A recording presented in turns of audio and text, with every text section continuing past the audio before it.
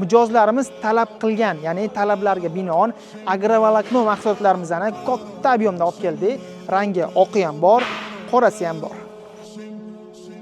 O'lchamlarga keladigan bo'lsa, rangi oqidan eni 210 ligi va 320 ligi mavjud. Qalinligi 3 xili bor.